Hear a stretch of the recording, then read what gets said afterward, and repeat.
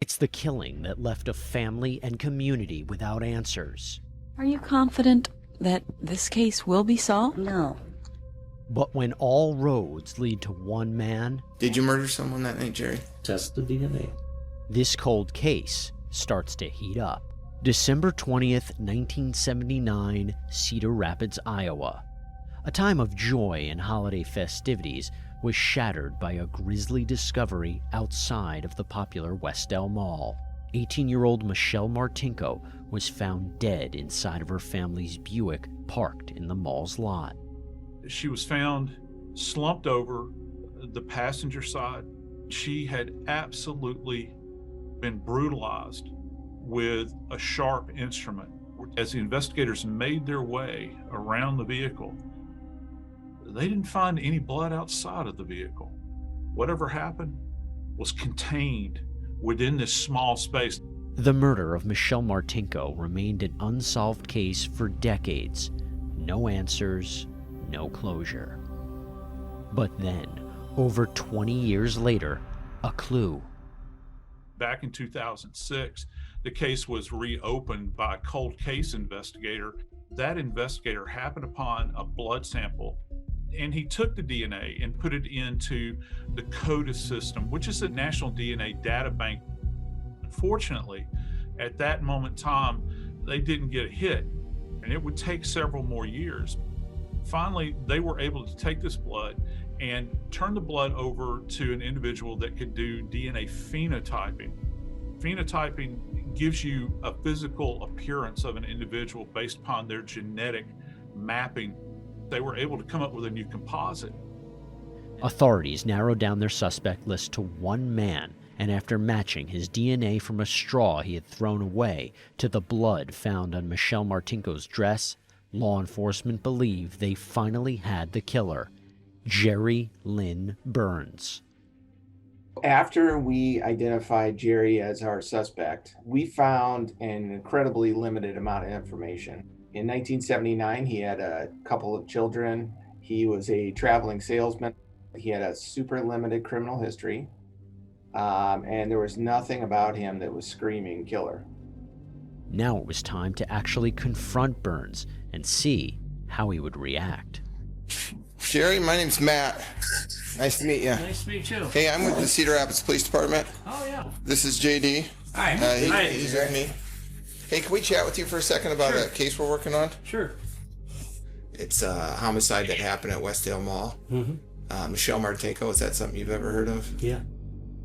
What do you remember hearing about it? Just it was a big deal. A big deal. I mean, do you remember what happened? Not exactly. Not only is Burns surprised by Denlinger's visit, but little does he know that law enforcement have already matched his DNA taken from a discarded straw to blood found at the crime scene. We had an article run in the paper the other day, and so we just got a bunch of new leads and stuff like that. Mm-hmm. People calling in, giving us tips and whatnot, and stuff like that. Well, long story short, your name came up. Right? Strange. Yeah, we had a picture made from our suspect's DNA. Well, that's the picture we had created. Oh, really? Yeah, Wow. it's kind of... Boy, it looks a lot different when I look in the mirror.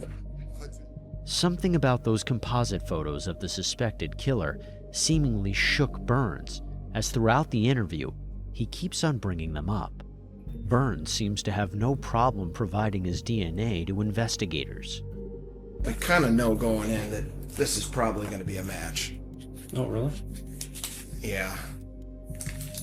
Why would that be? The reality is we're not here on a whim. We're here to confirm what we already know. I already collected some DNA from you that you got rid of before.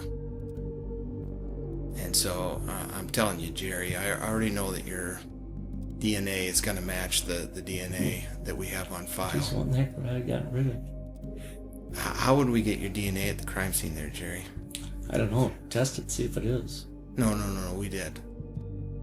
Investigators try to piece together why Burns, who had no connection to Martinko, would brutally stab her to death. Is it possible that you're out at Westdale Mall and you run into some some girl that you feel like talking to, or maybe you knew casually? Is it possible that you ran into her and said hi to her by the, No. You ever accidentally get in the wrong car out at Westdale Mall? No. Burns is later arrested that day, which marked the 39-year anniversary of Michelle's death. Burns is placed in a transport cruiser. As he speaks with investigator Denlinger, listen to this odd exchange. I think it's possible it's happened. Not remembering it. That's how I came to this conclusion. I don't know. I'm sure something like that would be. I just wonder if it's possible to black out. Yeah, I think it's possible. Blacked out. I was saying blackout. What's that? Blackout. You think you had a blackout?